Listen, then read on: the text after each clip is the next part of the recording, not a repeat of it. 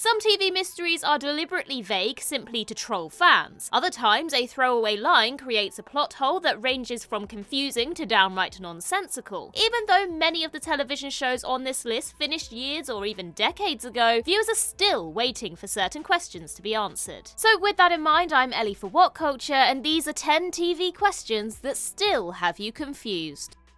Number 10. What's the waitress's name? It's Always Sunny in Philadelphia.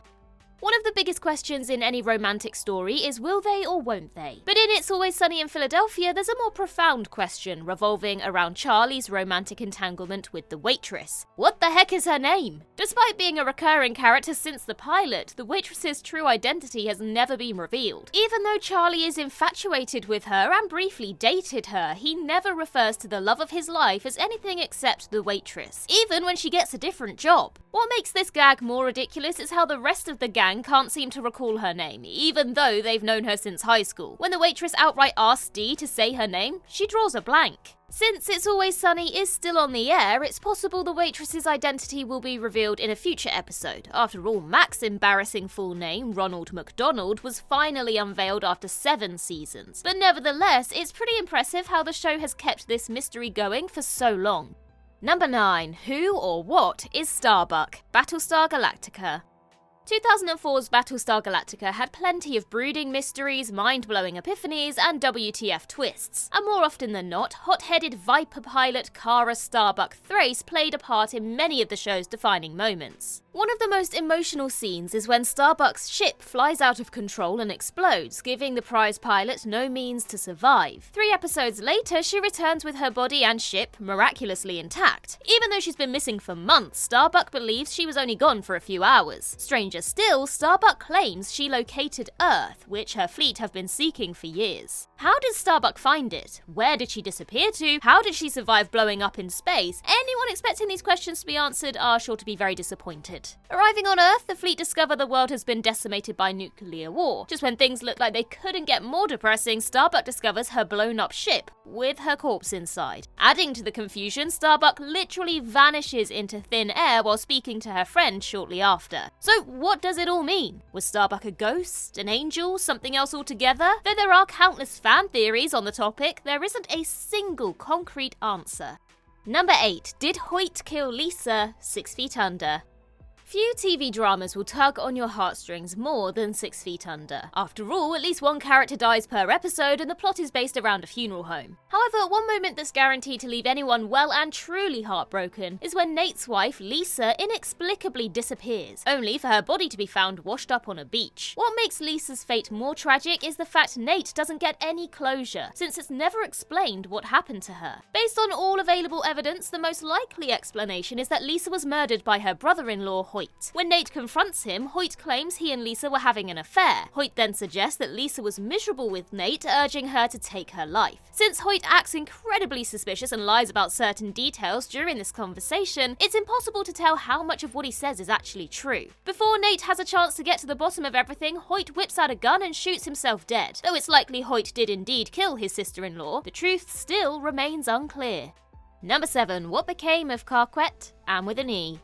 This coming-of-age story follows young orphan Anne, who has difficulty fitting in due to her unconventional passions and whimsical nature. After Anne continuously rights the wrongs of the town, the people slowly but surely develop a newfound respect for her. Sadly, things don't work out when Anne befriends Native American girl Carquette. When Carquette is encouraged to stay at a Christian residential school, she's maliciously bullied and beaten by the nuns due to her heritage. Upon Anne learning of this mistreatment, the high-spirited orphan is expected to swoop in and save the day, as she always does. Instead, Anne with an E concludes with our titular heroine leaving Green Gables with this issue unresolved. Though Carquette escapes and finds her way home, this makes the situation worse, since she's recaptured along with many members of her tribe. Carquette's father attempts legal action to save his daughter, but nothing comes of it. And that's that. The poor girl is never seen again, nor do we learn what happened to her or the other natives. In hindsight, it's odd how Carquette's fate is left morbidly ambiguous, considering every other depressing subplot in the show had a happy ending.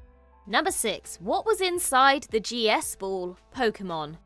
Decades after Pokemon aired, fans are still ticked off how the anime never concluded one particular subplot. When Ash ventures to the Orange Islands, he's tasked with retrieving an artifact called the GS Ball. Nobody has been able to open this enigmatic Pokeball, nor does anyone know what lies inside. Though this subplot went on for a tedious 60+ episodes, Poke purists kept tuning in, eager to learn what resided in the mysterious orb. Unfortunately, everybody's still waiting, as once Ash brought the ball to its destination, it never appeared again. Almost a decade after this episode aired, the director explained how the GS Ball was meant to contain the time-travelling Pokemon Celebi. After revealing itself, the timey-wimey creature was supposed to play a big role in later episodes. When Celebi's debut was repurposed for the Pokemon Forever movie, the GS Ball story arc was abandoned. Okay, well, that's disappointing, but at least the mystery's solved though, right? Well, not exactly. Since Celebi's backstory was changed, there's no canonical answer to what's contained in the GS Ball. If the creators concocted another explanation, this plot hole could have been fixed. Instead, the GS Ball vanished anticlimactically, allowing the mystery to linger indefinitely.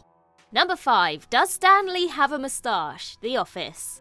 Office fans can argue all day over which episode has the best cold open, but when it comes to the most head-scratching prologue, that prize has to go to Welcome Home. The episode begins with Stanley returning to work after spending time in hospital. To perk him up, Pam tells Jim that she's prepared a get well card that includes a joke about Stanley's moustache. The only problem with Pam's card is Stanley doesn't have a moustache. Or does he? Even though Stanley's colleagues have worked alongside him for up to 20 years, none of them can say for certain whether the disgruntled salesman has facial hair. Not only is this a great gag, it forces the audience to second-guess themselves as well. For the record, Stanley has featured in every single episode of The Office. In fact, he's featured more times than the lead, Michael Scott. Since Welcome Home is the 172nd episode, everyone should be familiar with Stanley's appearance by this point. And yet, this simple wisecrack befuddled us all. Even upon repeated viewings, this moment still managed to gaslight viewers. Also, no, I'm not gonna say whether Stanley has a moustache or not, just to prove this point. Number 4. How did the smoking man survive? The X-Files. Throughout the X-Files, Mulder and Scully have encountered aliens, shapeshifters, vampires, bile mutants, fire conjurers, haunted dolls, and evil cats. And since the two FBI agents have walked away from certain death on countless occasions, it's obvious this is a show that heavily relies on the suspension of disbelief. Having said that, the resurrection of the cigarette-smoking man is just a step too far. When the X-Files was revived in 2016, it was decided to bring back the nefarious chain smoker, since he was the primary antagonist. The only problem was there is no way in hell the smoking man could still be alive. Last we saw him, he was caught in the heart of a missile explosion. There is no walking away from that. The revival feebly tries to explain this away, showing how the bombing left the mysterious agent horrifically scarred and missing a nose. But come on, he didn't just suffer a few burns. The fire melted the flesh off his bones until there was nothing left but a charred skeleton. Look, even though the X-Files isn't known for its realism, the smoking man's return just can't be taken seriously. Number 3. What happened to the ring entities? The Expanse. The Expanse centers around a political conflict between citizens of Earth, Mars, and the asteroid belt, which intensifies when an alien particle called the proto-molecule is discovered. The proto-molecule later evolves into a wormhole gate, allowing certain people who enter to contact the ring entities, the extraterrestrials who wiped out the gate's creator. It's no surprise that much of the Expanse's biggest mysteries go unexplained due to the fittingly expansive story and the murky lore. Having said that, a bit more exposition would have been greatly appreciated over what happened to the ring entities. Though the gate builders are never seen, their origins are explored a little. The ring entities, on the other hand, become more nebulous as the story progresses. Since the entities are from a higher plane of existence and have no physical form, it's harder to grasp what they are or what they do. Is their end goal peace or conquest? Are they helping humanity or leading them to their doom? Though it's hinted in the final episode that the ring entities will wake in the near future, their big reveal is left, well, unrevealed. Number 2. Is Buffy trapped in a delusion? Buffy the Vampire Slayer. Normal Again is arguably the most disturbing episode of Buffy the Vampire Slayer. Ironically, what makes this story unnerving has nothing to do with the show's supernatural themes. After a demon infects Buffy with an unknown chemical, the titular heroine suffers hallucinations where she's a long-time patient at a psychiatric institution. Her parents, who are supposedly dead, tell Buffy her psychosis caused her mind to invent a fantasy where she's a legendary vampire slayer. Though Buffy momentarily questions her reality, she concludes this hallucination is merely a trick. After vanquishing the demon, Buffy's life returns to normal, by her standards. Rather than ending the episode then and there, the last 20 seconds throw a massive curveball. The final scene cuts to a now catatonic Buffy in the psychiatric ward, huddled in the corner. The doctor informs the parents that, quote, "we lost her," implying Buffy has returned to her fantasy world permanently. Since the demon had been destroyed, this moment shouldn't have happened, unless Buffy really is living in a fantasy where she believes she's a vampire-staking, demon-killing hero. Since this issue is never addressed again, it's impossible to tell whether the events in the show are simply occurring in Buffy's imagination. Number 1. How did the Titans come to be? Attack on Titan. Attack on Titan follows warrior scout Eren Yeager, who vows to destroy cannibalistic giants called Titans who spent years terrorizing the world. Though there are hints of the Titans' origins throughout, there are not many set-in-stone facts until the final season. As a result, viewers had to wait almost a decade to learn the truth about the colossal humanoids. And this is what we got. Long ago, peasant girl Ymir stumbled upon a sacred tree where she bonded with a ghostly centipede-like being called the source of all living matter. The spine-shaped entity endowed Ymir and her future offspring with the ability to turn into Titans. Even though there's much more to the Titans' backstory, that's the gist of it. Sadly, this so-called answer simply creates more questions. Where did the tree come from? Is the source an alien, a spirit, a demon, or a god? Why did the source give Ymir this power? Was the creature blessing her or cursing her? Anyone who hoped the two-part finale would clear up the situation were in for a rude awakening. As the story is seemingly wrapping up, the last few minutes skips ahead eons into the future, where a stranger enters another sacred tree. This ending implies this person will fuse with the source, initiating another generation of Titans. Although the climax could have given longtime fans closure, it left them more confused than ever.